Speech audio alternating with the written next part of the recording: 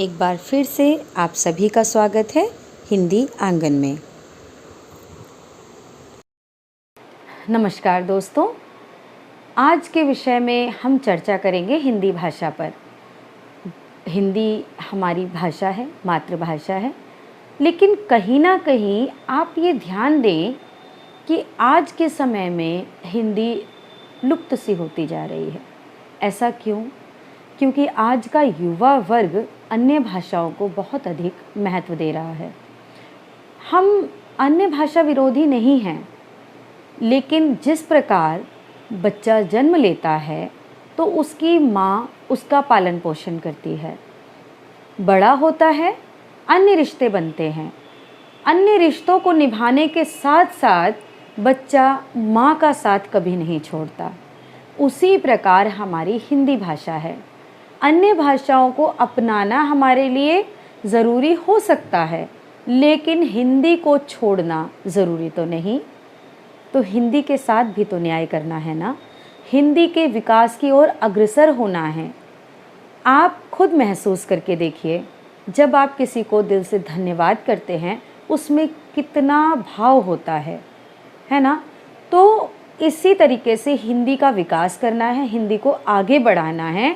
तो अभी जो हिंदी दिवस हुआ उस पर मैंने एक कविता लिखी है, मैं आपको सुनाना चाहूँगी कि हिंदी में कितना भाव होता है, कितनी भावभंगिमा होती है। तो शीर्षक है हिंदी है हिंदी अपनाएं। यहाँ हिंदी हम लोग हैं, हिंदी भाषी हिंदुस्तानी। तो चलिए शुरू करते हैं अपनी कविता। हिंदी है हिंदी अपनाएं, राष्ट्रभाषा को क्या करना है? उसका विकास करना है। तो हिंदी है हिंदी अपनाएं, राष्ट्रभाषा का मान बढ़ाएं। हिंदी है हिंदी अपनाएं, राष्ट्रभाषा का मान बढ़ाएं, विश्व में सम्मान दिलाएं, विश्व में सम्मान दिलाएं। गर्व रखो निज भाषा पर, गर्व रखो निज भाषा में, संपूर्ण जीत है आशा में। जब यदि हम हिंदी में आशा रखेंगे तो हमें जीत भी हासिल होगी। आप ये ना समझे कि हम हिंदी बोलते हैं तो हम ज्ञानी नहीं हैं, हमारे पास ज्ञान नहीं है। जितने बड़े बड़े ऋषि मुनि हुए, क्या वो अन्य भाषाएं बोलते थे? वो भी तो हिंदी भाषी थे ना, पर वो ज्ञानी थे। तो संपूर्ण जीत है आशा में, समेटे अनेक बोलियों को, समेटे अनेक बोलियों को, संस्कृत से है ये जन्मी, संस्कृत से है ये जन्मी। आकार स्वरूप लिए माँ का, आकार स्वरूप लिए माँ का, सुरभाषा है इसकी जननी। सुरभाषा देवों की भाषा है, इसकी जननी। उच्चारण कर सुरभाषा का, उच्चारण कर सुरभाषा का, क्यों ना हम भी सुरभाषी कहलाएं। हिंदी है हिंदी अपनाएं और राष्ट्रभाषा का मान बढ़ाएं। अगली पंक्ति देखते हैं। केवल एक शब्द नहीं हिंदी, केवल एक शब्द नहीं हिंदी, आभास संपूर्ण जगत का है, आभास संपूर्ण जगत का है, जज्बातों से है भरी हुई। हिंदी के शब्दों में कितने जज्बात हैं? जज्बातों से है भरी हुई, हर शब्द में भाव झलकता है, हर शब्द में भाव झलकता है। युक्त सम्मानित शब्दों से, युक्त सम्मानित शब्दों से हर शब्द की अपनी सीमा है, युक्त सम्मानित शब्दों से हर शब्द की अपनी सीमा है।